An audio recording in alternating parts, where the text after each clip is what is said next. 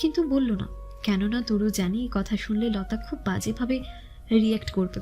তার চাইতে বড় কথা, এসব জানলে মা বিয়েতে বেঁকে বসবে।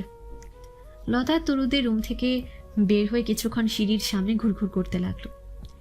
একবার ইচ্ছে হলো ছাদে যেতে, কিন্তু সাহস হলো না। লতার আব্বু একটু আগে চেয়ার নিয়ে উঠোনে গিয়ে বসেছে।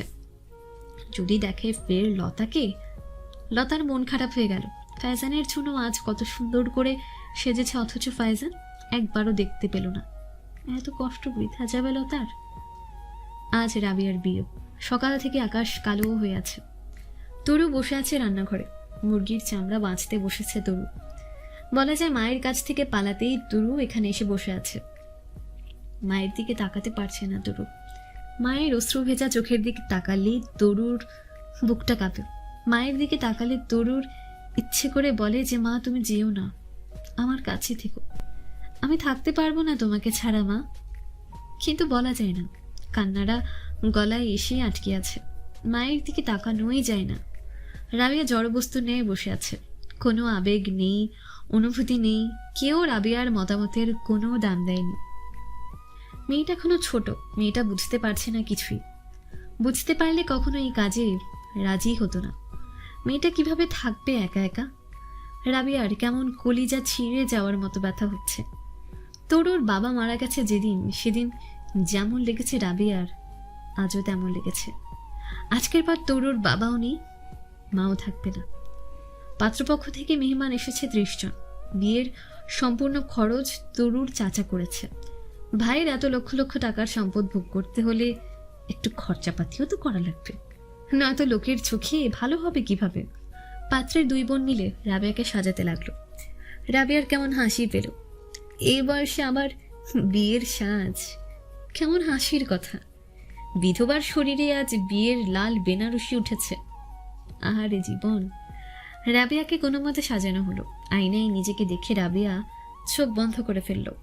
দম বন্ধ হয়ে আসছে তার। তরু কই? সকাল থেকে মেয়েকে দেখা না রাবিয়ার। কাজই এলো বিয়ে পড়াতে। রাবিয়াকে কবুল বলতে বলা হচ্ছে। রাবিয়া আকুল হয়ে কাঁদছে আর বলছে, আমার তরু কই?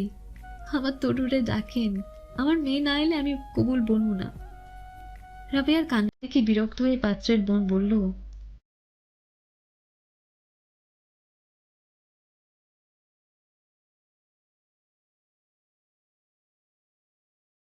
রাবিয়ার বুকে তীরের মতো বিঁধল কথাগুলো।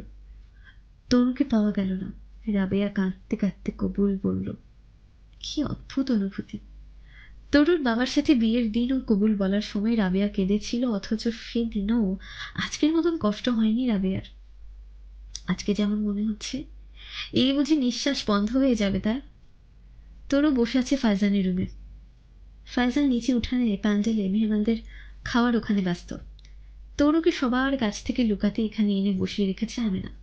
কেননা আলমগীরের ভয়ে রাবিয়া তরুকে দেখলে দুর্বল হয়ে পড়বে, আর এর চাইতে নিরাপদ জায়গা নেই। এখানে কেউ তরুকে খুঁজবে না। আমেনা তরুকে বলল, তরু, তুই যদি চাস তোর মায়ের বিয়েটা সুন্দর করে হোক, ঝামেলা ছাড়া, তাহলে এখানে বসে থাক কিছুক্ষণ, বের হবি না। তুই ওখানে থাকলে পাত্রপক্ষ নানা রকম কথা বলতে পারে। তোর মায়ের সংসার সুখের করতে হলে তোকে এখানে লুকিয়ে থাকতে হবে কিছুক্ষণ। তরু চাচির কথায় রাজি হলো। আমেনা তরুকে এখানে রেখে বাহির থেকে তালা লাগিয়ে দিল দরজায়। যাওয়ার সময় বলে গেল 1/2 ঘন্টা বা 1 ঘন্টা পর এসে দরজা খুলে দেব।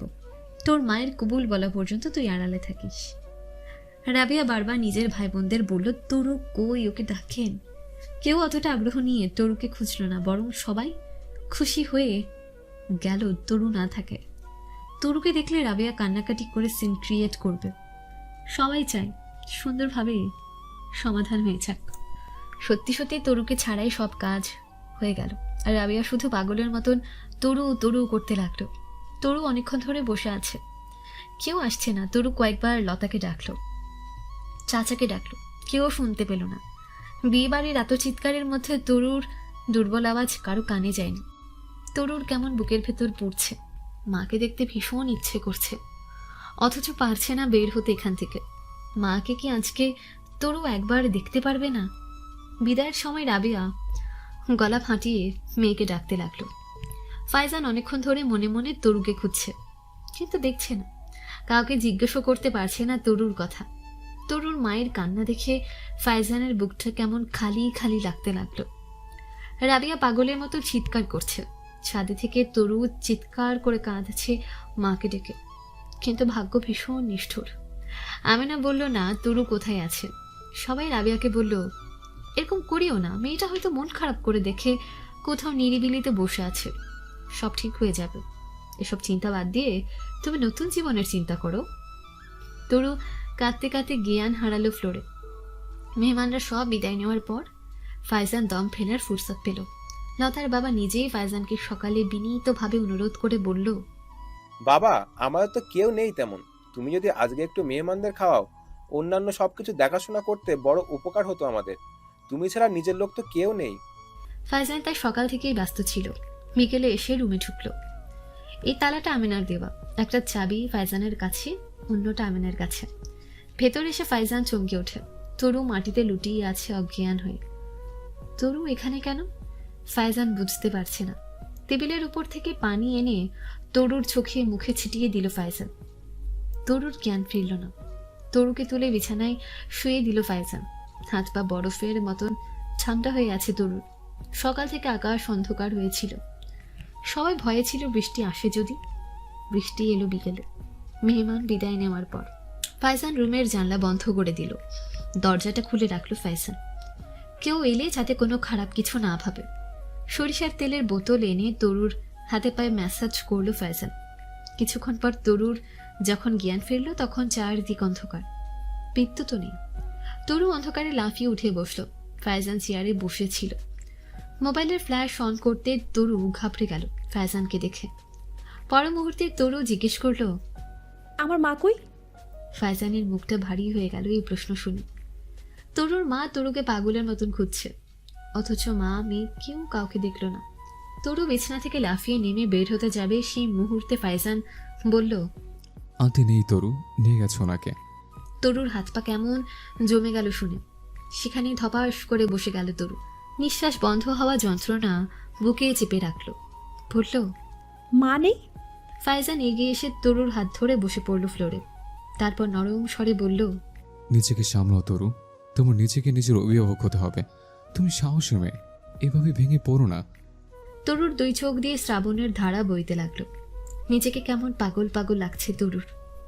মানে মা চলে গেছে? এই বিশ্ব সংসারের তরুর আর কেউ নেই আজ থেকে?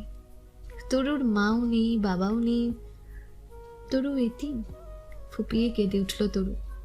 ফায়জান কোনো কিছুর পরোয়া না করে তরুর মাথাটা নিজের কাঁধে টেনে নিয়ে বলল, ভেঙে পড়ো না তরু, কি বলেছে তোমার কেউ নেই?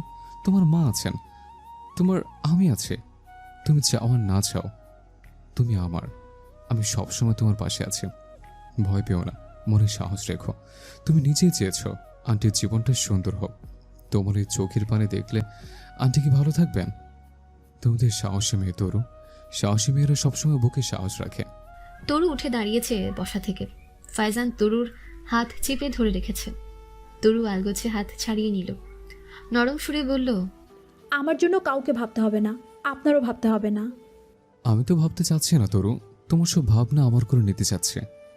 তাও করতে হবে না, আমি এভাবেই ভালো আছি। আমি তো ভালো নেই তরু।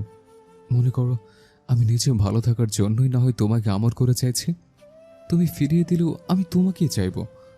করুণা দেখাচ্ছেন কেন এত? আমার বাবা নেই, মা নেই বলে আমি কারো করুণা চাই না। তুমি না চাইতেই পারো, তুমি শক্ত মনের মানুষ। আমি অত শক্ত মনের মানুষ নই তরু। তুমি নয় আমাকে একটু করুণা করো, করুণা করে হলেও একটু আমার হও প্লিজ। ফায়জান তরুর খুব কাছে এসে দাঁড়ালো। তরুর হাতটা নিজের বুকের বাঁ পাশে রেখে বলল, একটু করুণা করো তরু, করুণা করে হলেও ভালোবাসো। তরু জবাব দিতে পারল না, তবে আর দাঁড়ালো না সেখানে। নেমে গেল নিচে। বাড়িতে কেউ নেই লোকজন তেমন একটা। তরুর মামা খালারা কেউ নেই। আশেপাশে বাড়ির দু একজন মানুষ আছে। তরুকে দেখে একজন জিজ্ঞেস করলো, কই ছিলি তুই? তোর মা তোরে এত খুঁজেছে, কই গিয়ে লুকিয়ে ছিলিস? তরু জবাব দিল না। কারো কথার জবাব দেওয়ার বা কিছু বলার মতন মানসিক শক্তি তরুর নেই। তরুর হাত পা সব কেমন অসাড় হয়ে আসছে। মাথায় ভেতর দপদপ করছে। সারাদিনের না খাওয়া তরুর পেট মোচড় দিচ্ছে, অথচ বিষের মতো লাগছে সবকিছু। চাচিকে দেখলো পাশের বাড়ির দুজন মহিলার সাথে হাসাহাসি করছে। বৃষ্টিতে এরা আটকে গেছে, বৃষ্টি কমলে সবাই বাড়ি যাবে। এখন সবাই খোশ গল্প করছে।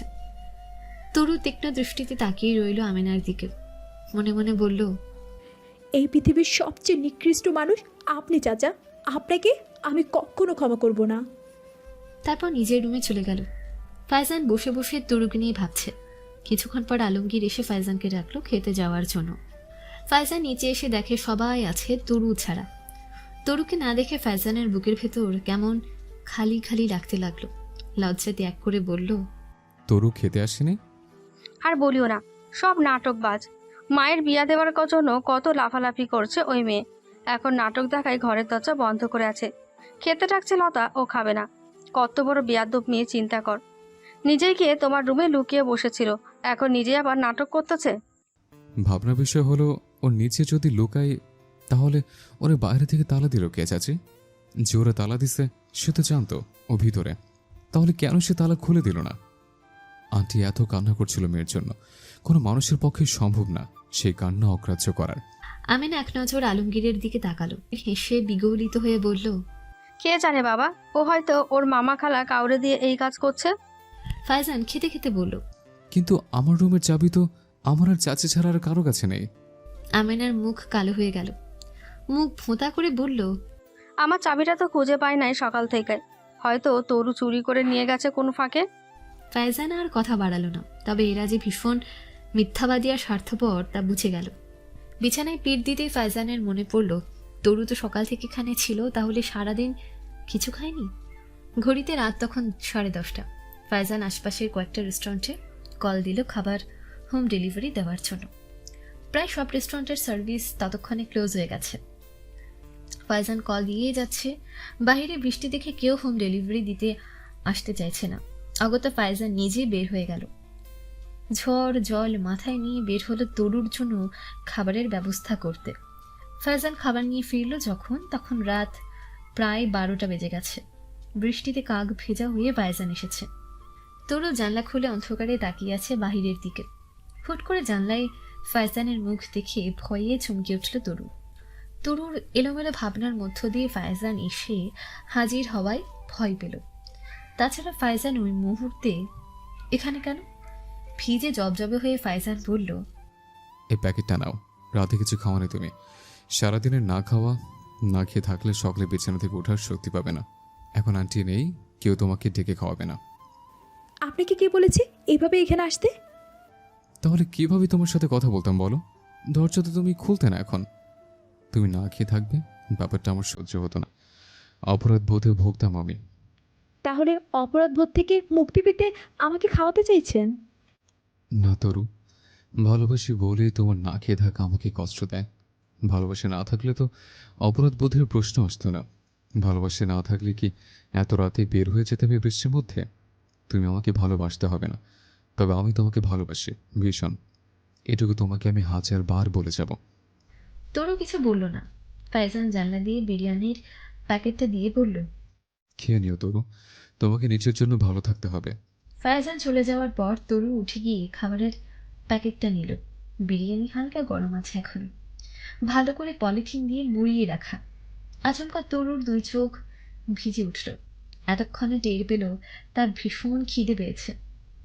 আস্তে ধীরে খেয়ে নিল তরু। খেতে খেতে চোখের পানি মুছতে লাগলো। মা এখন কি করছে কে জানে? মারও নিশ্চয়ই তরুর জন্য কলিজা জ্বলে যাচ্ছে। আজ রাতে তরু একা ঘুমাবে। এরপর থেকে সারা জীবনের জন্য তরু একা। তরুর কেমন তম্বন্ধ লাগছে, মনে হচ্ছে বিশাল এক মরুভূমিতে তরু একা, কেউ নেই। শীতল ছায়া হয়ে মাও নেই জীবনে এখন আর। সারা রাত তরু মায়ের জন্য কান্না করে কাটালো। তরু জানে এখন থেকে জীবন এভাবেই চলবে তার। তবু মায়ের জীবনে সুখ আসুক। তরুকে নিয়ে আর কত কষ্ট করবে? অন্যের জন্য নিজেকে তো শেষ করে দিচ্ছিল। এটা তো জীবন না। মায়ের তো এই জীবন পাওয়ানো ছিল না। জীবনের কাছে মায়েরও কিছু সুখ পাওয়ার কথা ছিল। তরু স্বার্থপর হয়ে নিজের কথা তাই ভাবতে পারেনি। তার যতই কষ্ট হোক মাকে কখনো কিছু বুঝতে দেবে না। মা সুখী হোক, এটাই তরুর কামনা। পরদিন সকাল হলো, তরুর নতুন প্রত্যাশা নিয়ে। নিজেকে নিজেই ভালো রাখবে তরু, কাউকে বুঝতে দেবে না তরুর কষ্ট হচ্ছে যে। নিজের কাছে এই নিজের অঙ্গীকার তরুর। একটা নতুন সকাল একটা নতুন গল্প বলে, একটা আলো ঝলমলে দিন একটা মনের আধার দূর করে। গতকালের আঘাতে ক্ষত বিক্ষত তরুর নতুন করে জন্ম হলো যেন। তরু ঘর থেকে বের হলো স্কুলের সময় হওয়ার আগে, গিয়ে ডাইনিং টেবিলে বসলো। লতা বসে বসে নাস্তা করছে। তরুকে এখানে দেখে কিছুটা অবাকই হলো লতা। তরুর উপর কিছুটা রাগও জন্মেছে লতার।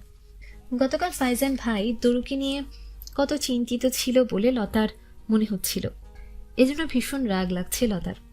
তরু গলা ছাড়িয়ে ডেকে বলল, চাচি নাস্তা নিয়ে যান। আমিনা রান্নাঘরে বসে তরুকে গালাগাল দিচ্ছিল।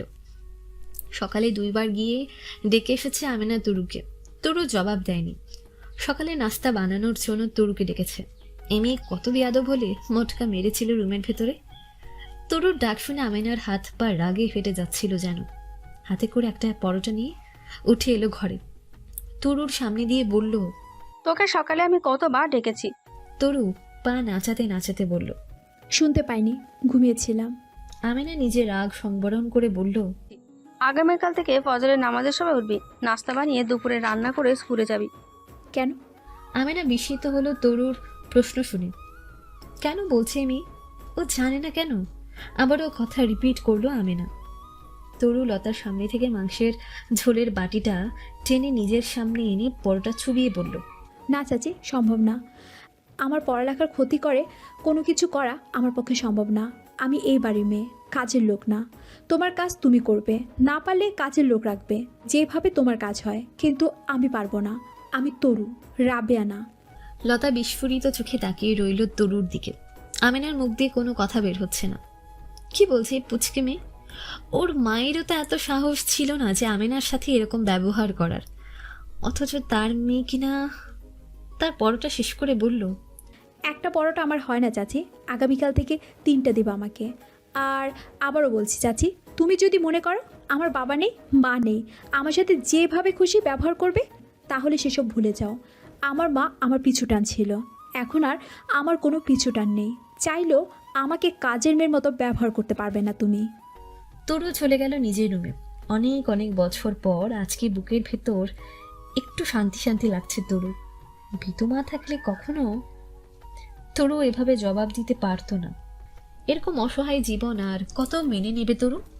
গতকালের ঘটনার পর থেকে তরুর মাথায় একটা ব্যাপার খুব ভালো করে ঢুকে গেছে। এই দুনিয়া অসহায়ের পাশে কখনোই থাকে না।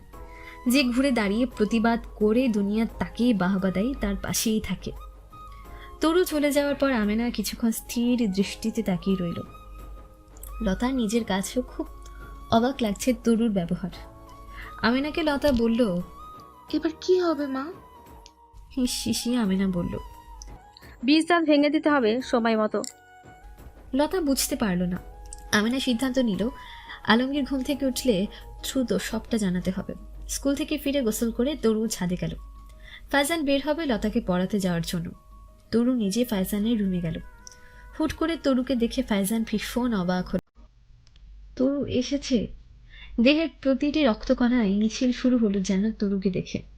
কি সুন্দর শান্তি দিঘির মতো একটা মুখ, দেখলে মনের সব চিন্তা ভাবনা যেন কর্পূরের মতন উড়ে যায়।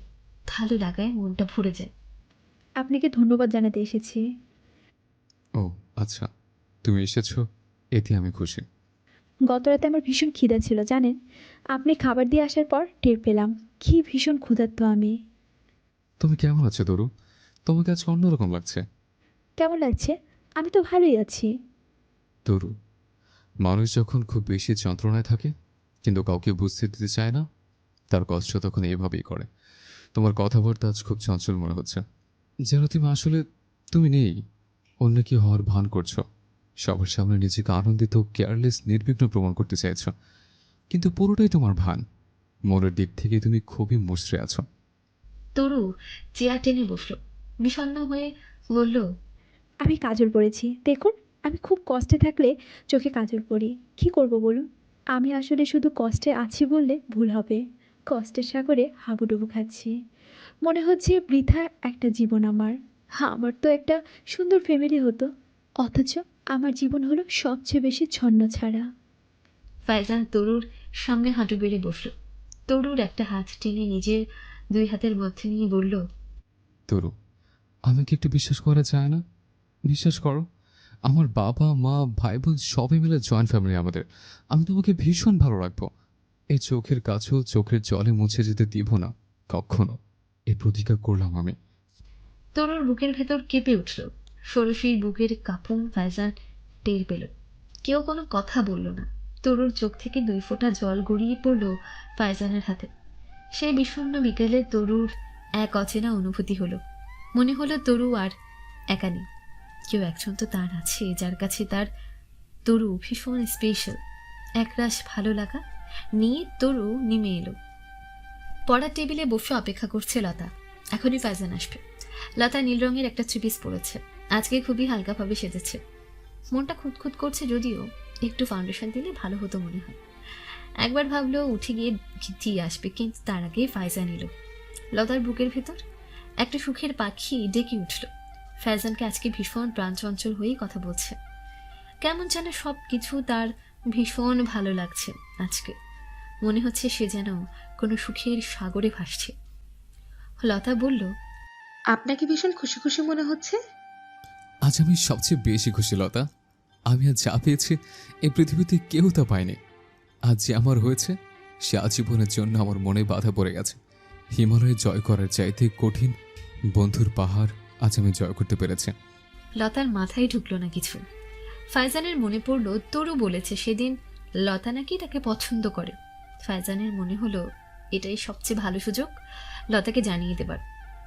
হাসতে হাসতে ফাইজান বলল, আমি একজনকে ভীষণ ভালোবাসতাম লতা, ভীষণ ভীষণ ভীষণ। সে বড় কঠিন মানুষ, আমার কাছে কখনো ধরা দিতে চায় না।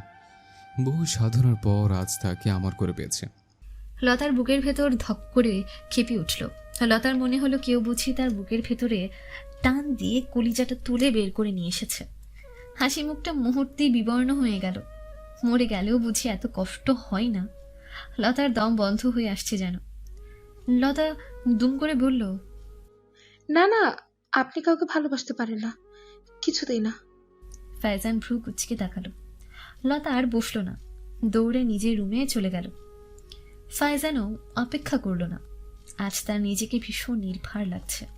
লতা বুঝতে পারছে না কি করবে। মনে হচ্ছে সব মিথ্যে, এরকম কিচ্ছু হয়নি, কখনো হতে পারে না।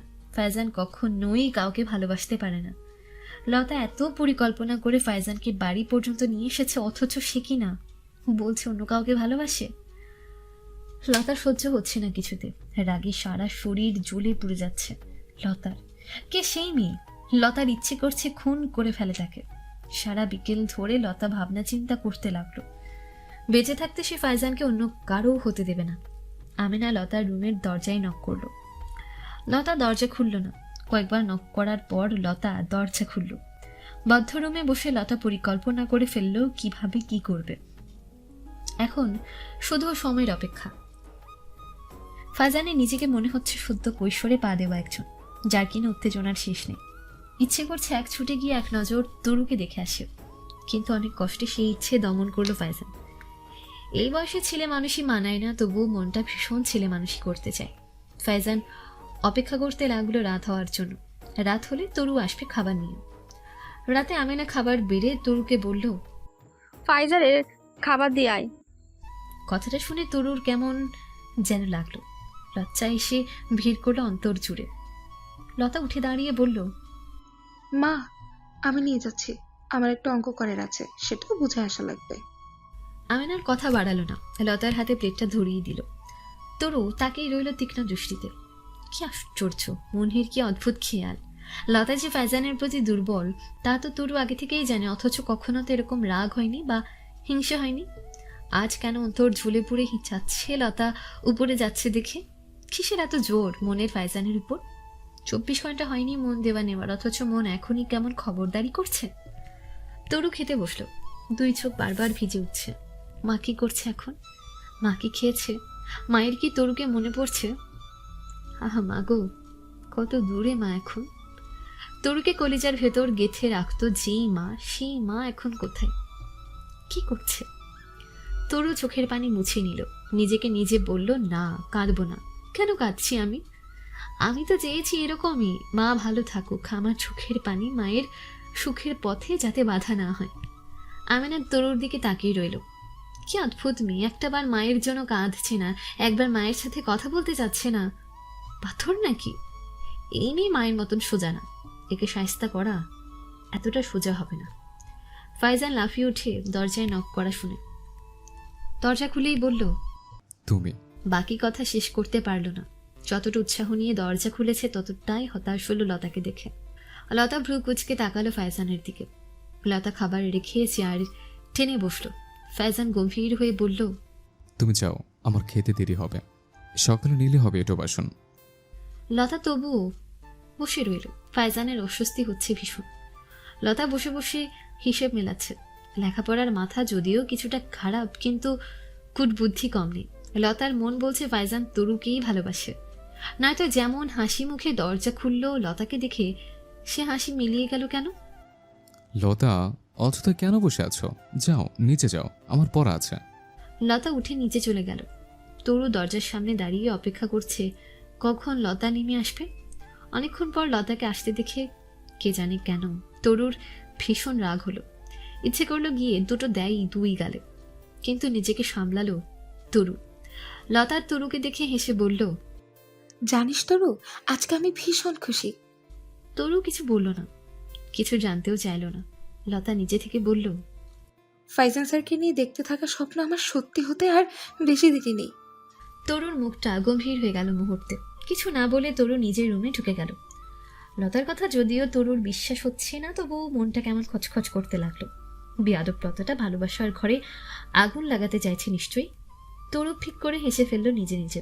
মনে মনে বলল, আমাকে এতটা গাধা ভাবিস না লতা, তোর চালাকি আমি বুঝি।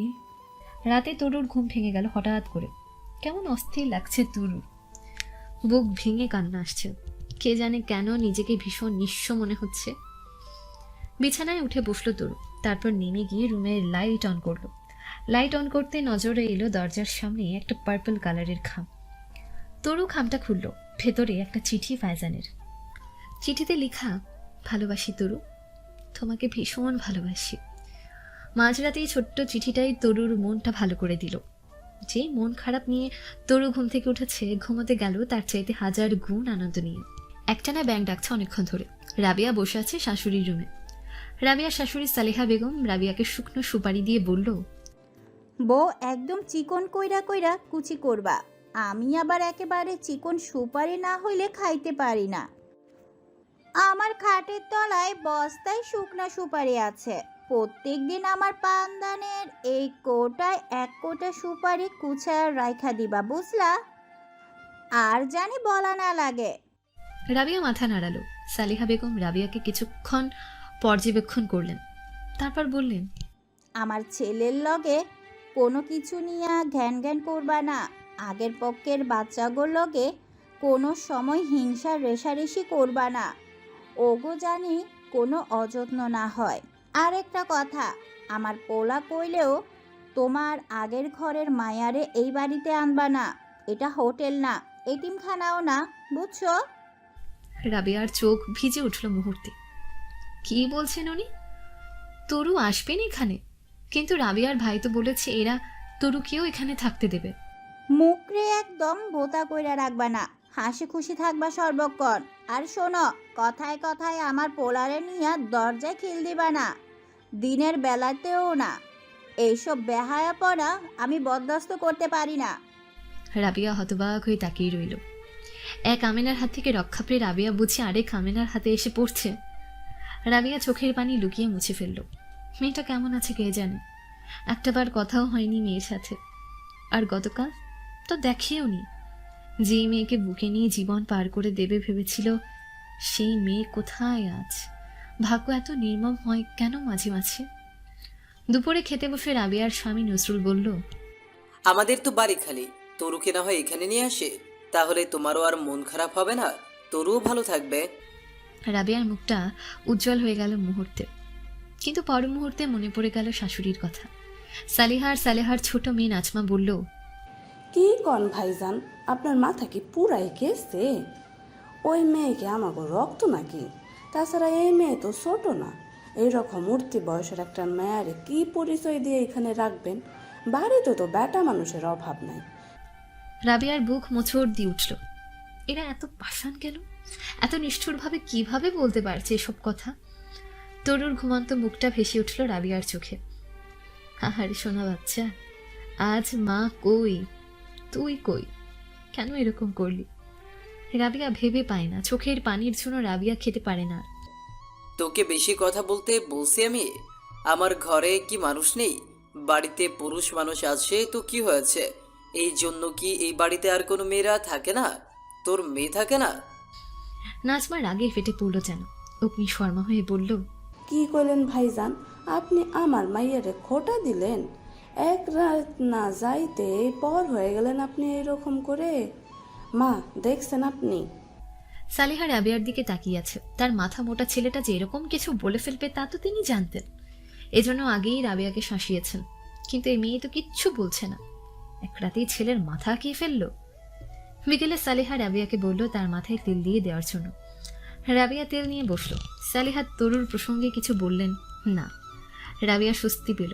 রাতটা কাটলো এক অন্যরকম সুখ স্বপ্ন নিয়ে। দীর্ঘদিন পর কারো গভীর ভালোবাসা, তীব্র আদর, সুখের সাথে সাথে মনের এক কোণে তবুও একটা চাপা কষ্ট লুকিয়ে থাকলো। একটা শরীর একজনকে মানুষ উৎসর্গ করে থাকে, অথচ রাবিয়ার তো তা হলো না। নজরুল বুঝতে পারল রাবিয়ার জড়তা কোথায়। গভীর আদর দিয়ে বলল, আল্লাহর আদেশ মেনে শরীয়ত সম্মতভাবে আমাদের বিয়ে হয়েছে রাবিয়া। গত পরশু পর্যন্ত তোমার প্রাক্তন স্বামী তোমার জীবনের সব কল্পনা জুড়ে থাকতে পারে, স্বাভাবিক সেটা। কিন্তু এখন আমরা যে বর্তমানে আছি সেখানে আমার মনোযোগ হতে তুমি আছো শুধু, আর তোমার মনে আমি থাকবো। এর বাইরে অন্য কাউকে তুমি হয়তো মনে করতে পারো, কিন্তু তাকে জীবনের সব কিছু ভেবে রেখো না, তাহলে তা মনের প্রতি আমার প্রতি জুলুম হবে। আমি জানি সব কিছু ভুলে যাওয়া যায় না, কিন্তু সেই সব স্মৃতিকে মনে এক পাশে রেখে আমরা যদি আমাদের নতুন জীবন, নতুন জার্নিটা দুজনের সুখ দুঃখ ভাগাভাগি করে এগিয়ে যেতে না পারি, তবে আমরা কখনো একে অন্যের আপন হতে পারবো না। আমাকে একটু ভালোবেসো, আমি তোমাকে অনেক বেশি ভালোবাসবো। এরপর আর রাবিয়ার কিছু বলার থাকতে পারে না। পরদিন সকালে স্কুলে যাওয়ার সময় ফায়জান পথে গিয়ে দাঁড়ালো। লতা আর তরু দুজনেই রওনা দিল। ফায়জান দূর থেকে তরুকে দেখল, এক নজর দেখেই চলে গেল। স্কুল থেকে ফিরে তরু দেখে নজরুল এসেছে। তরু আঙ্কেল বলে ডাকলো নজরুলকে। মায়ের স্বামী হলেও কেন জানি বাবা বলতে পারল না। নজরুল ভালো মন্দ জিজ্ঞেস করে বলল, তরু, আমি তোমাকে নিতে এসেছি। তোমার মা তোমার জন্য ভীষণ মন খারাপ করে আছে। আমি তোমার মাকে বলে নিয়ে আমি যে তোমাকে নিতে এসেছি। চলো, নিয়ে তোমার মাকে একটা সারপ্রাইজ দিব। তরুর কেমন আনন্দ লাগছিল শুনে, কিন্তু হুট করে মনে পড়ে ফায়জানের কথা। ফায়জান বাসায় নেই, তরুর কাছে মোবাইলও নেই, ফায়জানের ফোন নাম্বারও জানা নেই। এত দোটানায় তরু কখনো পড়েনি। তৈরি হয়ে নাও তরু। তরু কথা বাড়ালো না। তৈরি হয়ে নিজের জামা কাপড় আর বই খাতা নিল। ভালোবাসার জোর থাকলে তরুর বিরহে ফায়জানের ভালোবাসা আরো বাড়বে। রাবিয়া আজকেও সালেহার চুলে তেল দিচ্ছে। তরু আস্তে করে পেছনে দাঁড়িয়ে বলল, মা। রাবিয়া পেছনে তাকিয়ে চমকে উঠল। তরু এসেছে। রাবিয়ার পুরো দুনিয়া খুশিতে ভরে উঠল। সালেহার মুখে মেঘ জমল। মা মেয়ের মিলন দেখে নজরুলের মনটা ভরে গেল, বিষিয়ে গেল সালেহার মন। এজন্য ছেলের বিয়েতে তেমন একটা আগ্রহ ছিল না সালেহার। ইচ্ছে ছিল ছোট মেয়েটাকে নিজের কাছে রেখে দেবে, ছেলেকে আর বিয়ে করাবেন না। পরের বাড়ি মেয়ে এসে সংসার দখল করবে, সংসারে রাজত্ব করবে, এটা সালেহার ভালো লাগে না। এর চাইতে নিজের ছোট মেয়ে নাজমা এখানে থাকবে, রান্না বান্না করবে, এটাই ভালো ছিল। কিন্তু ছেলে কেন জানি হঠাৎ করে বিয়ে করার সিদ্ধান্ত নিল। সালেহা থু শব্দ করে এক দলা থুথু নিক্ষেপ করলো। বেড়া মানুষ মরার আগের দিনও বিয়ে করতে চায়, এটাই চরম সত্যি কথা। রাবিয়া তরুকে বলল, ওনাকে সালাম কর, উনি তোর দাদি। তরু কখনো দাদা দাদিকে পায়নি। সালেহাকে সালাম করতে সালেহা মুখ ফোঁতা করে সেখান থেকে চলে গেল। নজরুলের ভীষণ খারাপ লাগলো দেখে। মা কেন এরকম করছে নজরুল বুঝতে পারছে, তবে মা বুঝতে পারছে না নজরুল একজন সুস্থ স্বাভাবিক মানুষ, তার এখনো জীবনের অনেকটা বাকি। আর জীবনসঙ্গী ছাড়া নজরুলের চলতো না। একজন জীবনসঙ্গী শুধু বেড পার্টনার তো না, লাইফ পার্টনারও। শুধু যে রাতের বেলায় দরকার তা তো না। একজন জীবনসঙ্গী থাকা মানে একটা নির্ভরশীলতা থাকা, একটা স্বস্তির নিঃশ্বাস নেওয়ার মানুষ থাকা, অন্ধকারে আলো জ্বেলে দেওয়ার মানুষ থাকা। অথচ মা কিছুতেই বুঝতে চায় না। রাবু, তরুকে খেতে দাও। ও সম্ভবত এখনো খাবার খায়নি। স্কুল থেকে ফিরতেই তো আমি নিয়ে এলাম। পথেও কিছু খেতে চাইলো না। রাবিয়া তরুকে নিয়ে ডাইনিং রুমে গেল। এই প্রথম রাবিয়ার মনে হলো বিয়ে হয়ে খুব একটা খারাপ হয়নি। এই যে নিজেই মেয়েরকে খেতে দিতে এসেছে, তাকে এতগুলো বছর সম্ভব ছিল রাবিয়ার পক্ষে? আমিনার দিকে তাকিয়ে থাকা লাগতো, অথচ এখন কেন জানি মনে হচ্ছে সব কর্তৃত্ব রাবিয়ার। সালেহা যতই হম্বিতম্বি করুক, ছেলের পেছনে দিন শেষে রাবিয়াই সব। রাবিয়া তরুকে ভাত বেড়ে দিল, প্লেটে গরুর কলিজা ভুনা, মাংস, সেদ্ধ ডিম। তরু মাকে দেখছে, আর রাবিয়া কিছুক্ষণ পর পর চোখের পানি মুছছে। তরু খেতে বসলো। তার আসলেও খিদে পেয়েছে খুব। খেতে খেতে তরু বলল, তুমি কেমন আছো মা? রাবিয়া একটু চমকালো মেয়ের প্রশ্ন শুনে, তারপর মুচকি হেসে বলল, এই যে তুই আমার কাছে আছিস এখন, এখন আমি সবচেয়ে বেশি ভালো আছি। তুই কিন্তু আমার সাথেই থাকবি এখানে তরু, এখন থেকে। ওই বাড়িতে আর যেতে হবে না, ওখানে তোর কেউ নেই। তা কি হয় মা? ওটা আমার বাড়ি, আমার বাবার বাড়ি যে। ওই বাড়ির সাথে আমার রক্তের সম্পর্ক, আমার জন্মের সম্পর্ক। এত তাড়াতাড়ি কি সম্পর্ক চুকিয়ে দেওয়া যায়? কি বললি তুই তরু? তুই আমার কাছে থাকবি না? মাঝে মাঝে বেড়াতে আসবো মা, কিন্তু একেবারে থেকে যাওয়া সম্ভব না। আমার বাবার বাড়ি ছেড়ে কিভাবে থাকবো মা? আমার বাবার যে আমি ছাড়া আর কেউ নেই এই দুনিয়ায়। তার শুধু তার তরু আছে। তরুকেই তো বাবার বাড়ি থাকতে হবে যতদিন সম্ভব। তা না হলে যে আমার বাবার নামটাও বিলীন হয়ে যাবে ওই বাড়িতে। রাবিয়ার মুখটা অন্ধকার হয়ে গেল। প্রাক্তন স্বামীর কথা খুব মনে পড়ে গেল। কেন মনে পড়ছে? মেয়েটা যে স্বামীর অংশ। তরু ঠিকই বলেছে, তরুর মাধ্যমেই তোর বাবার নাম বেঁচে থাকবে। কিন্তু তরুকে একা বাবার মেয়ে? এতগুলো বছর বুকে আগলে রেখেছে রাবিয়া মেয়েকে, তার কি কোনো অধিকার নেই? মেয়ে তার কথা ভাবছে না? রাবিয়ার মন খারাপ হয়ে গেল। নজরুল ঘরে গিয়ে বসেছে। সালেহা থমথমে মুখে সেখানে গিয়ে বলল, তুই কি শুরু করলি? ওই মেয়েরে এখানে আয়না উঠাইলে কেন তুই? ওই মেয়ে কি মা? মেয়েটার সুন্দর একটা নাম আছে, তরু ওর নাম। আরে রাখ তোর তরু মরু। ওই মাইয়া এখানে আসছে কেন? এখন থেকে এইখানেই থাকবে ও মা, তাই এসেছে। আমি নিজে গিয়ে নিয়ে এসেছি। ওখানে ওর মানেই, বাবা তো হারিয়েছে অনেক আগেই। রাবিয়ারও এখানে মেয়েকে ছাড়া ভালো লাগবে না, মন টিকবে না। কি দরকার মা, মা মেয়ে দুজনের কষ্ট পাওয়ার? ভালো করেছিলাম মা। কিসের ভালো? দিন দিন কি আক্কেল কমতেছে তোর? একটা মানুষের খরচ কি কম? তুই কিছু বুঝস না? ওইটা ওই মেয়ের বাপের বাড়ি, এটা ওর কার বাড়ি? এটা ওর মায়ের বাড়ি মা। সালেহা হতবাক হয়ে গেল শুনে। কাল আসতে না আসতে আজকে এই বাড়ি ওই মেয়ের নাকি? এ ছেলে কি বিয়ে করে পুরো পাগল হয়ে গেছে? কি বললি তুই? এটা কি রাবেয়ার বাড়ি? হ্যাঁ মা, আমি সিদ্ধান্ত নিয়েছি এই বাড়িটা আর বাজারের 2টা দোকান আমি রাবিয়ার নামে লিখে দিব। ওর তো ভাগ্যটাই খারাপ, যাতে আমি মারা গেলে ওকে আবার আগের বারের মতো মানুষের লাথি উষ্টা খেয়ে না থাকতে হয়। আমার মেয়ে 2জন যে তাদের সৎমাকে আজীবন দেখবে তারও তো কোনো নিশ্চয়তা নেই মা। আমার ভাইরাও যে রাবিয়াকে বের করে দিবে না সে নিশ্চয়তা কোথায়?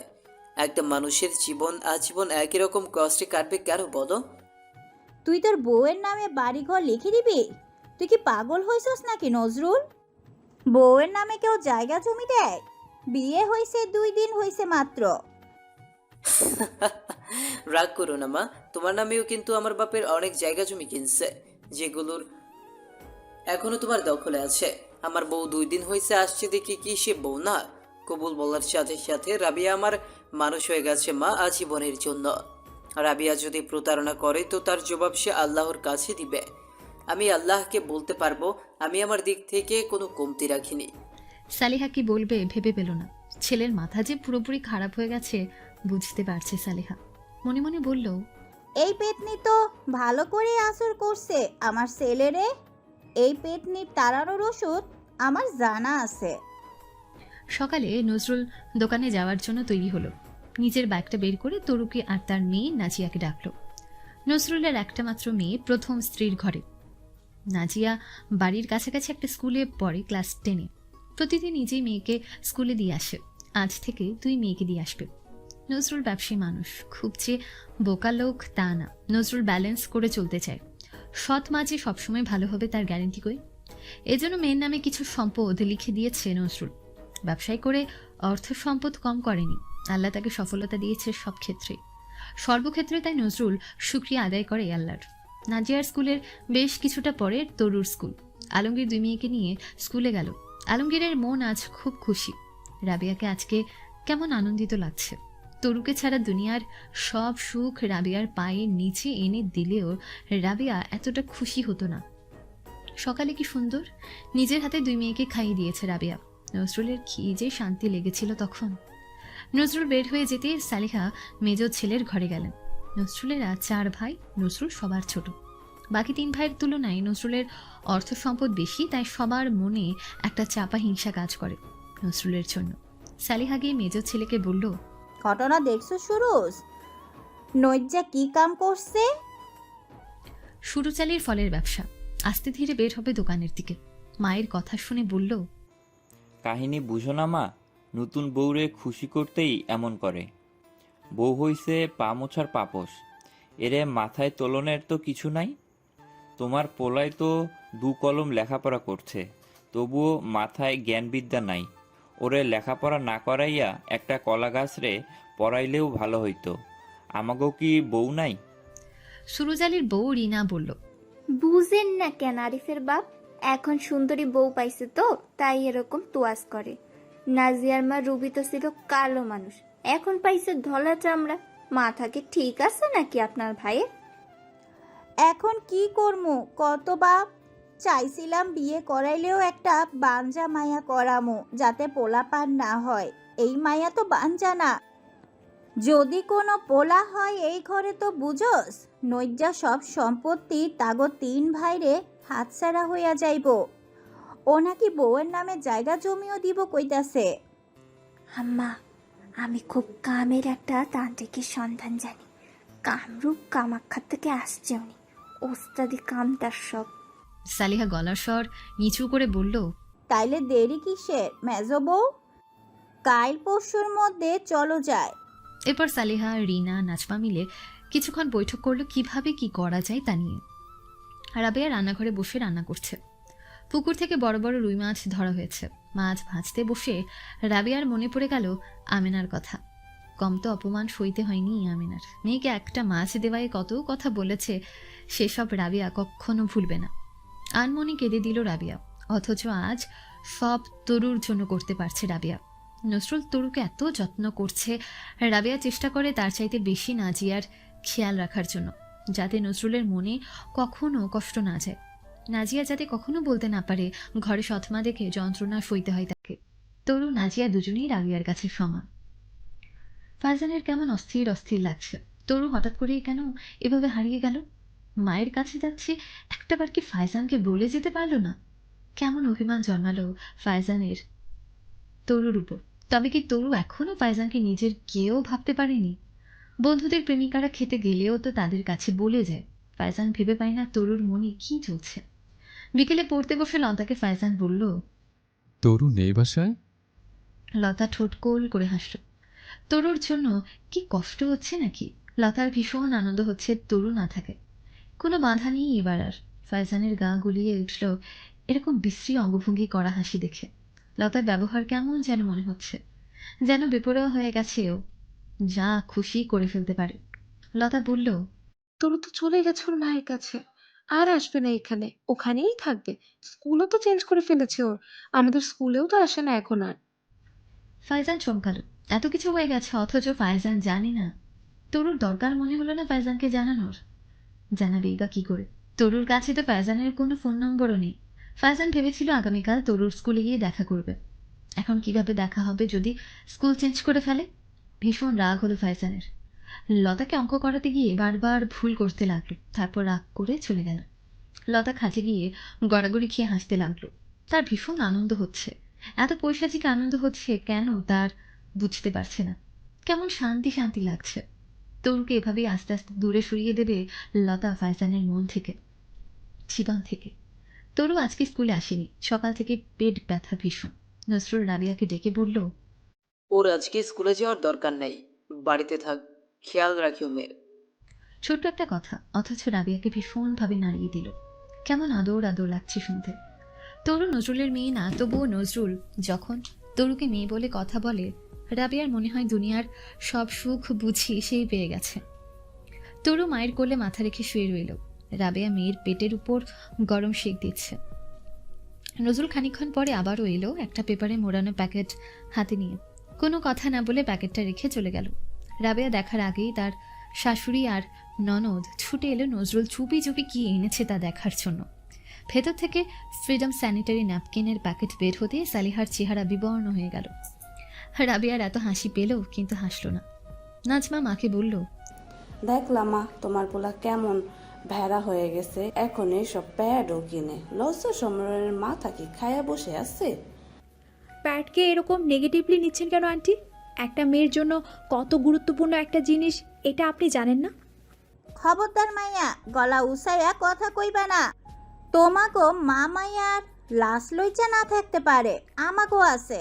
সি সি সি, মাইয়ার শরীর খারাপের এইসব জিনিসও আমার পোড়ার হাতে কিনাইতে হয়। তোমার শরম করে না? এত বেহায়া তুমি। রাবিয়া ফ্যাল করে তাকিয়ে রইল। এরকম অপবাদের জবাব দেওয়ার ভাষা তার জানা নেই, যেখানে সে কিছু বলেই নি নজরুলকে। তরু চুপ রইল না, উঠে বসে বলল, আপনি আমার মাকে এইভাবে অপমান করছেন কেন? কিসের ভিত্তিতে? আপনি কি শুনেছেন আমার মাকে এসব কিছু আনার কথা বলতে? না জেনে কেন অপদস্থ করছেন তাহলে? আর প্যাটটাকে আপনার কি মনে হয় প্যাট কি যৌন উত্তেজক কিছু যে এর কথা প্রকাশ্যে বলা যাবে না? আপনাদের মানসিকতা এত নিচু কেন? প্যাট একটা নিত্য প্রয়োজনীয় জিনিস। তাছাড়া আঙ্কেলকে আমরা কেউই বলিনি। আঙ্কেল আপনাদের মতো নোংরা মন মানসিকতার মানুষ নয় বলে বুঝতে পেরেছে আমার অসুবিধা কী। উনিও একজন বাবা, আর যাদের বাবা অথবা মা যে কোনো একজন থাকে তাদের কাছে তিনি উভয়ের দায়িত্ব পালন করতে হয়। আঙ্কেল নিশ্চয়ই নাজিয়ার জন্য কিনতে হয়েছে, যেহেতু আন্টি নেই। আঙ্কেল নিজেই তাই মায়ের ভূমিকা পালন করেছেন, আর এই জন্যই উনি এই বিষয়টি বুঝতে পেরেছেন। এখানে দোষের কি আছে? মা দেখলা তেজ কি দেখলা? সালেহা এগিয়ে এসে বলল, এই তেজ পানি কইরা দেওয়ানের 1-2 এর কাম আমার, বুঝলি? পাংখা গজাইছে, অপেক্ষা কর 2টা দিন। কয়টা দিমু? তরু চমকে গেল শুনে। এরা কি ভয়ঙ্কর লেভেলে নিচু মনের মানুষ। রাবিয়ার কেমন বুক কেঁপে উঠল। এরা তরুর কোনো ক্ষতি করবে না তো? রাবিয়ার হঠাৎ করে মনে হলো তরুর এখানে না থাকাই ভালো হবে। এরা নয়তো তার মেয়েকে শান্তি দেবে না। ব্যাপারটা তরু বুঝলো, এরা তাকে সহ্য করতে পারছে না। তরু সিদ্ধান্ত নিল 2-1 দিনের মধ্যে চলে যাবে। এমনিতেই তরু এখানে পাকাপাকিভাবে থাকতে আসেনি। এখানে তরু এসেছে মাকে দেখতে, বেড়াতে। কিন্তু এরা ভেবেছে তরু বুঝি স্থায়ী হতে এসেছে, যার জন্য এরা ভয় পাচ্ছে। তরু না থাকলে যদি মায়ের সংসার সুখী হয় তবে তরু তাই করবে। মায়ের সুখ ছাড়া তরুর চাওয়ার কিচ্ছু নেই। ফাইজান স্কুল ছুটির সময় তরুর স্কুলের সামনে গিয়ে দাঁড়ালো। মনকে কিছুতেই মানাতে পারছে না। লতার কথা মন বিশ্বাস করতে চাইছে না, তাই চলে এসেছে তরুকে দেখতে। একে একে সবাই বের হতে লাগলো। লতাকে দেখে ফাইজান একটু আড়ালে গিয়ে দাঁড়ালো। লতার তবুও চোখ গেল ফাইজানের দিকে। হেসে ফেললো মনে মনে লতা। ভাগ্য তার সহায় আছে, তা না হলে আজকে তরু স্কুলে আসেনি আর ফাইজানও এসেছে তরুর জন্য। একে একে স্কুল খালি হয়ে গেল। ফাইজান স্কুলের সামনে একটা দোকানের বেঞ্চে ধপ করে বসে পড়ল। বুকের বাঁ পাশে কিসের অচেনা এক ব্যথা তার উপস্থিতি জানান দিচ্ছে চিনচিন করে। ফাইজানের কেমন একে লাগছে নিজেকে। তরুকে একেবারেই হারিয়ে গেল। তবে কি তরু ফাইজানকে ভালোই বাসেনি কোনো দিন? কেন এরকম করলো তরু? এভাবে কেন ছেড়ে চলে গেল? ফাইজান কিছুতেই তরুকে হারিয়ে ফেলাটা মেনে নিতে পারছে না। জীবনের প্রথম এবং শেষ তো তরুকে নিয়ে ভেবেছিল ফাইজান। তরুকে নিয়ে স্বপ্ন সাজিয়েছিল। সেই সব স্বপ্ন তরু এভাবে ভেঙে দিল। নজরুল সন্ধ্যাবেলায় বাড়ি ফিরল কয়েক রকম খাবার নিয়ে। রাবিয়ার হাতে দিয়ে বলল সবাইকে দিতে। রাবিয়া খাবার টেবিলে মোগলাই, বার্গার, জালি কাবাব সবার প্লেটে সাজিয়ে সবাইকে নাস্তা করতে ডাকলো। সালিহার নাজমা মুখ ভোঁতা করে এসে বসলো খেতে। নজরুল মা বোনের মুখ অন্ধকার দেখে রাবিয়ার দিকে তাকালো। চোখের ইশারায় জানতে চাইল কিছু হয়েছে কিনা। রাবিয়া ঠোঁট উল্টিয়ে জানালো সে জানে না। তরু খাওয়া শেষ করে বলল, আঙ্কেল, আমি আগামীকাল বাড়িতে চলে যাব। অনেক দিন তো বেড়ালাম। বাড়ি যাবে মানে? এটা কি তোমার বাড়ি না তরু? তরু হেসে ফেলল শুনে, তারপর বলল, ওটা যে আমার বাড়ি আঙ্কেল। আমার বাবার সব স্মৃতি ওইখানে আছে। এইটাও তো তোমার বাড়ি? তুমি জানো না হয়তো এই বাড়িটি এবং আমার আরো কিছু সম্পদ আমি তোমার মায়ের নামে দলিলপত্র করে দিয়েছি। তাহলে তুমি কেন হীনমন্যতায় ভুগছো তরু? না আঙ্কেল, হীনমন্যতা না। আমার মা আমাকে নিয়ে একটা সময় অনেক কষ্ট করেছে, অনেক আঘাত সয়েছে। আল্লাহ আমার মায়ের ধৈর্যের পরীক্ষা নিয়েছেন হয়তো। আমার মা সেই পরীক্ষায় জয়ী হয়েছে বলে সম্ভবত আপনাকে পেয়েছে তার জীবন সঙ্গী হিসেবে। আমার এখানে কোনো অসুবিধা হচ্ছে না। কিন্তু তবুও জানেন আঙ্কেল, আমার বাবার বাড়ির আমার জন্য সব কিছু। ওখানে আমার কেউ না থাকতে পারে, কিন্তু আমার বাবার সব স্মৃতি আছে। তরু না থাকলে যে আমার বাবাকে কেউ মনে রাখবে না। এই যে কতদিন বাবার কবর দেখতে যাই না। আব্বা নিশ্চয়ই মন খারাপ করে আছেন। বাবার কবরটা দেখলে কী যে শান্তি লাগে আঙ্কেল। মনে হয় এই যে এইখানে বাবা ঘুমিয়ে আছে। ঘুম ভাঙলেই তরুকে ঘুষবে। তরুর কথা শুনে নাজিয়ার দুই চোখ টলমল করতে লাগলো। মাকে মনে পড়ছে ভীষণ। নতুন মা যতই আদর করুক, তবুও দিন শেষে মনে হয় নিজের মা তো নেই। কি এক অদ্ভুত ব্যাপার এই দুনিয়ায়। সব কিছুর বিকল্প হয়, শুধু মা বাবার বিকল্প হয় না। রাবিয়া আলগোছে চোখ মুছে নেয়। দেখলেন মা, আমার ভাইয়ের ঘর করে আর আগে স্বামী লইয়া কান্দে। বেহায়া মেয়ে লোক। নাজমা, মুখ সামলে কথা বল। রাবিয়া তোর ভাবি হয়। সম্মান দিয়ে যদি কথা বলতে না পারিস তবে কথা বলবি না, তবে ওকে অপমান করবি না। আমি এসব বরদাস্ত করব না। বউয়ের গোলামি করতেছিস? এরকম ভেড়া তো আমার কোনো পোলা হয় নাই। তুই এরকম হইলি কেন? বউর পাশে থাকা যদি গোলামি করা হয় তাহলে না হয় গোলাম মা। যাই হোক তরু, যেখানে তোমার বাবার আবেগ জড়িয়ে সেখানে আমি আর কিছু বলার নেই। তবে অনুরোধ করব মাঝে মাঝে এসে তোমার মাকে দেখে যাবে। তোমার মা তোমাকে ছেড়ে কতটা মানসিক কষ্টে থাকবে তা তুমি নিশ্চয়ই জানো। কোনো কিছুকে মনে না রেখে যখন ইচ্ছা হবে চলে আসবে। তরু মাথা নাড়িয়ে সাই দিল। আমিনা বসে আছে উঠানে, হাতে ঝাড়ু। হাঁফ ধরে গেছে তার উঠান ঝাড়ু দিতে গিয়ে। এত বড় উঠান ঝাড়ু দিতে গেলে আমিনার দম বন্ধ হয়ে আসে। আগে রাবিয়া থাকতে সকাল বিকাল 2 বার ঝাড়ু দিত। উঠান বাড়ি সব ছকছক করত। যতই হোক রাবিয়ার নিজের সংসার, মায়া ত্যাগ করে এতই সোজা। সেজন্যই বোধহয় না বললেও নিজে ঘরদোর সব মুছে পরিষ্কার করে রাখত। এখন অবস্থা পাল্টেছে। আমিনার শরীর এবং ধৈর্য কোনোটাই কুলোয় না। কাজ দেখলে উল্টো মাথা গরম হয়ে যায়। কাজ করানোর জন্য কাউকে পাচ্ছিও না। আমিনা আজ 3 দিন পর উঠান ঝাড়ু দিচ্ছে। স্কুল থেকে তরু ফিরল আজ বাড়িতে। সকালে নজরুল তাকে স্কুলে দিয়ে গেছে। রাতে নজরুল তরুকে একটা মোবাইল এনে দিয়েছে। এত দামি মোবাইল তরু এই প্রথম ছুঁয়ে দেখল। লতার কাছেও একটা স্মার্টফোন আছে, কিন্তু তরু কখনো ছুঁয়েও দেখতে চায়নি। অন্যের জিনিসের উপর তরুর কখনোই কোনো আগ্রহ নেই। এই প্রথম নিজের ফোন পেয়ে তরুর কেমন আনন্দ হচ্ছে। নজরুল সকালে আসার সময় বলল, তোমার মাকে প্রতিদিন ভিডিও কল দিও, তাহলে তোমার মায়ের ভালো লাগবে তোমাকে দেখলে। তোমার মোবাইলে নগদ অ্যাকাউন্ট খুলে দিয়েছি, অল্প কিছু টাকাও আছে তোমার হাত খরচ।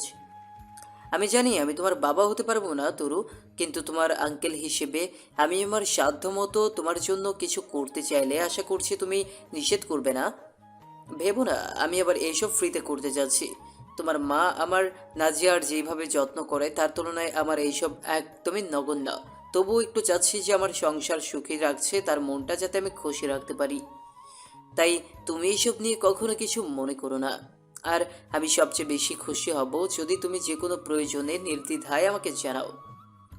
আমি তাহলে ভেবে নিব একটু হলেও তোমার বাবার মতো হতে পারছি। তরু মুগ্ধ হয়ে শুনল নজরুলের কথা। নিজের এত আনন্দ হলো তরুর। ও তাহলে ভুল সিদ্ধান্ত নেয়নি। মা নিশ্চয়ই সুখী হবেন। স্বামী একজন মেয়ের সবচেয়ে বড় সাপোর্ট। নজরুল আঙ্কেল ঠিক থাকলে ওনার মা বোন যতই যা করুক অসুবিধা নেই। আমিনাকে সালাম দিল তরু।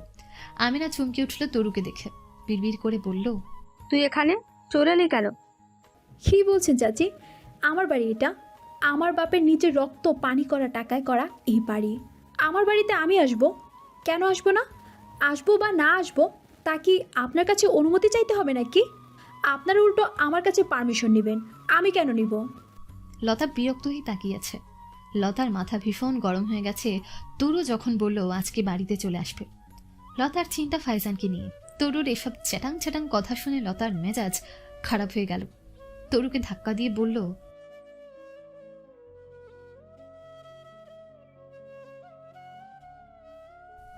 লতার হাত ঝাড়া দিয়ে ছাড়িয়ে তরু বলল, সাহসে না পাগল, অধিকারে। এই বাড়ির উপর সম্পূর্ণ অধিকার একমাত্র আমার, বুঝলি? তোরা বলতে পারিস এক টাইপের রোহিঙ্গার মতো। যতই তোরা জোর জবরদস্তি করে থাকিস, দিন শেষে কাগজে কলমে সব কিছুর একমাত্র মালিক আমি, সেটা ভুলে যাস না। তাই আমার অধিকার আছে কথা বলার, আর অধিকার আছে বলেই আমি সাহস দেখাচ্ছি। আমাকে ঘাটাতে আসিস না কেউ। আমি ছেড়ে দেওয়ার মেয়ে নই, আমার মায়ের মতো। আমার মা ভয় পেত সবাইকে, তবে আমি পাই না, মনে রাখিস। যেভাবে আছিস সেভাবে থাক। আমার সাথে তেরা কথা বলতে আসিস না কেউ, নেক্সট টাইম। তরু চলে গেল নিজের রুমের দিকে। আমিনা বাকরুদ্ধ হয়ে তাকিয়ে আছে। তরু এসব কি বলে গেল? দিন দিন এই মেয়ের ভীষণ সাহস বেড়েছে। তরু যাওয়ার সময় রুমে তালা দিয়ে গিয়েছিল। যদিও তার রুমে গুরুত্বপূর্ণ তেমন কিছুই নেই, তবুও দিয়েছে সবাইকে বোঝানোর জন্য যে সে খুব বড় একটা ছাড় দেওয়ার মানুষ না। তালা খুলতে গিয়ে তরুর হঠাৎ করেই কেমন মন খারাপ হয়ে গেল। আগে স্কুল থেকে ফিরে প্রথমেই রুমে ঢুকে মাকে ডাকতো তরু। মা বেঁচে আছে, অথচ তরু এখন আর চাইলেই মাকে ডাকতে পারবে না। এত কষ্ট হচ্ছে ভাবতেই তরুর। কয়েকদিন আবদ্ধ থাকায় রুমের ভেতরটা কেমন ভ্যাপসা লাগছে। তরু ঢুকতেই দেখতে পাই দরজার নিচ দিয়ে ফাইজানের দেওয়া অনেকগুলো চিঠি। মুহূর্তে তরুর চেহারার রং পাল্টে যায়। এতক্ষণ ঝগড়া করে বিক্ষিপ্ত হওয়া মনটায় কেমন প্রশান্তি নেমে আসে এক মুহূর্তে। বুকের ভেতর জ্বলতে থাকায় আগুনে যেন কেউ পানি ঢেলে দিয়েছে। তাকে ভালোবাসার জন্য একটা মানুষ আছে, এই কথাটা ভাবলে অশান্ত মন শান্ত হয়েছে। সবগুলো চিঠি কুড়িয়ে নিল তরু। প্রায় 10-12 দিন দেখা হয়নি, কথা হয়নি, একেবারে যোগাযোগ বিচ্ছিন্ন ছিল দুজনের। তরু মনে মনে ভাবতো তার যেমন সময় অসময় ফাইজানকে মনে পড়ে, তেমন কি ফাইজানেরও মনে পড়ে তাকে? তরুর বিরহে ফাইজানের ভালোবাসা কি বাড়ছে নাকি তরুকে ভুলেই গেছে কে জানে। সঠিক মানুষকে ভালোবেসেছে তো তরু? এখন মনে হচ্ছে না, সে সঠিক মানুষকেই ভালোবেসেছে। সবগুলো চিঠি তরু নিজের ড্রয়ারে লুকিয়ে রাখলো। তারপর জামাকাপড় চেঞ্জ করে রুমটা ঝাড়পোছ করতে লাগলো। গুনগুনিয়ে গান গাইতে গাইতে তরু কাজ করছে। তরুর দরজার সামনে দাঁড়িয়ে রাগে আগুন হচ্ছে লতা। কিছুতেই মেনে নিতে পারছে না তরুর ফিরে আসা। ফাইজানকে অন্য কেউ পেয়ে যাবে, এটা লতা কিছুতেই মানতে পারবে না। কাজ শেষ করে তরু খেতে গেল। নিজ হাতে গিয়ে আজ খাবার বেড়ে নিল।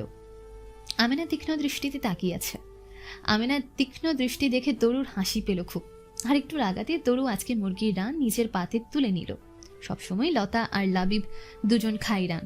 তরু জানে রান হোক বা অন্য পিস মাংস তো মাংসই, তাতে এত ভেদাভেদ কিসের? একটা হলেই হলো। কিন্তু আজকে জেনেও তরু ইচ্ছে করে কাজটা করলো যাতে আমিনা একটু হলেও বুঝে যে তরু ভাগ ছেড়ে দেওয়ার মেয়ে না, আর মেনে নেওয়ারও মেয়ে না। প্লেট নিয়ে তরু চেয়ারে বসলো। তারপর মোবাইলের ক্যামেরায় গিয়ে ভিডিও রেকর্ডার অন করে ব্যাক ক্যামেরা দিয়ে মোবাইলটা একটু দূরে সরিয়ে রাখলো। তরু জানে আমিনা এতটা স্পর্ধা সহ্য করতে পারবে না। বিশেষ করে তার সন্তানদের খাবারে তরু ভাগ বসিয়েছে, এতটা মানতে পারবে না আমিনা। রানের এই টুকরো লাবিবের জন্য রাখছি তরু, তৈরি লিকান। ওরা তো সবসময় খায় চাচি, আমারও অধিকার আছে রান খাওয়ার। আজকে লতা খাচ্ছে, অন্যদিন রান্না করলে লাবিব একটা খাবে, আমি একটা খাবো, সহজ হিসাব। আমিনা আর সহ্য করতে পারল না। ভারী শরীর নিয়ে থপথপ করে এসে তরুর চুল চেপে ধরে বলল, সাহস বাড়ছে খুব তোর, এত সাহস হয়েছে তোর আমার উপরে কথা কস, আমারে জ্ঞান দেশ। তরু শান্ত রইল। আস্তে করে আমিনার হাত ছাড়িয়ে বলল, আমি বড় হয়েছি চাচাই, আমার গায়ে হাত দেওয়ার বয়স এখন আর নেই আপনার। আমিনা তরুর ভাতের প্লেট ছুঁড়ে ফেলে দিয়ে বলল, 2 দিনের বইরাগি ভাতের কয় অন্ন, খুব পাকনা গজাইছে তোর মা। আমিনারে এখনো চিনতে পারস নাই তোরা। তরু মোবাইল নিয়ে আমিনার দিকে ধরল। এরপর ভিডিও অফ করে বলল, তুমি এতক্ষণ যা যা করেছো আর বলেছো সব আমার কাছে রেকর্ড করা রইল। এগুলো সব পরবর্তীতে প্রমাণ হিসেবে ব্যবহার করা হবে চাচি। আমাকে তো হালকাভাবে নেওয়া তোমার উচিত হয়নি। আমি ছাড় দেওয়ার মেয়ে না, মনে রেখো। এতদিন শুধু মায়ের জন্য চুপ থাকতে হয়েছে। আমার মা ভীতু মহিলা, আমি না, মনে রেখো। আমিনা থ হয়ে গেল তরুর কথা শুনে। ভিডিও করে রেখেছে তরু? কেন করেছে? কি করবে সব দিয়ে? লতা এই নাটক দেখে হাঁ করে তাকিয়ে রইল। কি হচ্ছে এসব? তরুর এরকম তেজি রূপ তো লতা কখনো ভাবতেও পারেনি। লতা বুঝতে পারলো ফাইজানকে পাওয়ার লড়াই খুব একটা সহজ হবে না তার। কঠিন হোক, তবুও লতা ছাড়বে না কিছুতেই। লতাকে পড়াতে বসেছে ফাইজান। বিমর্ষ হয়ে আছে চেহারা। এভাবে একটা মানুষ বলা কওয়া ছাড়া হারিয়ে যেতে পারে? একটা বারও মনে পড়লো না ফাইজানের কথা তার? ভালোবাসা, কমিটমেন্ট সবকিছু এত ঠুনকো। তরু তার ভালোবাসা এভাবে ইগনোর করলো। তরু জানি সময়টা ফাইজান লতাকে পড়ায়। চুপি সারে তরু এসে লতার রুমের দরজার বাইরে কান পাতল। লতা আজ সাহস দেখালো কিছুটা। ফাইজান এখনো জানে না তরু এসেছে। লতা ফাইজানের হাতের উপর হাত রাখতেই শখ খেলো যেন ফাইজান। চমকে উঠে হাত সরিয়ে নিল। ভীষণ বিরক্ত হলো লতা। এত ঢং কিসের এই লোকের? লতা যেন তার বস্ত্র হরণ করেছে এমন করে চমকে উঠছে কেন? চেহারায় কষ্টের ছাপ ফুটিয়ে লতা বলল, এভাবে মন খারাপ করে থাকেন কেন ভাইয়া? পড়াতে বসে আপনার এরকম মনোকষ্ট আমার ভালো লাগে না। জানেন, আমার ইচ্ছে করে আপনার সব মন খারাপ দূর করে দিতে, আপনার সব সুখ আপনাকে দিয়ে আপনার মুখে হাসি দেখতে চাই আমি। ফাইজান নিজে রাগ সংবরণ করে বলল, তোমার এই উদারতা কি সব ছেলেদের জন্য হয়? অন্য কারোর যদি দরকার হয় তবে তাদের কষ্ট দূর করে দাও, আমার লাগবে না। আমার ভালোবাসা মানুষের সামনে এরকম হাজারটা লতা ফিকে লাগে আমার কাছে। এতটা সাহস দেখাতে চেয়েও না লতা। আমার হাত ধরার মতো স্পর্ধা আর দেখিও না। আজকে হাত ছড়িয়ে দিলেও পরের বার যে আমার হাতের থাপ্পড় খাবে না তার নিশ্চয়তা আমি দিতে পারবো না। লতার মুখ অপমানে লাল হয়ে গেল। ফাইজান উঠে দাঁড়ায়। চেয়ার টান দেবার শব্দ শুনে তরু দ্রুত সরে যায়। ফাইজান উঠে চলে যায়। আজকে আর পড়াবে না। মেজাজ খারাপ হয়ে গেছে। ফাইজান চলে যাওয়ার পর থেকে লতা বসে বসে নিজের ডান হাত দেখছে। এই হাতটা আজকে সারা দিন লতা আর ধুবে না। এই হাতে ফাইজানের স্পর্শ লেগে আছে, ফাইজানের ঘ্রাণ লেগে আছে। লতা ডান হাতটা বুকের উপর নিয়ে মুচকে মুচকে হাসতে লাগলো। তরুর ভীষণ রাগ হলো লতার উপর। এই মেয়েটা এত বেহায়া কেন? অন্যের জিনিসের উপর নজর এদেরকে যাবে না? মনে মনে তরু বলল, যে হাত দিয়ে আমার মানুষের গায়ে হাত দিয়েছিস, দেখ সেই হাতে কি করি আমি।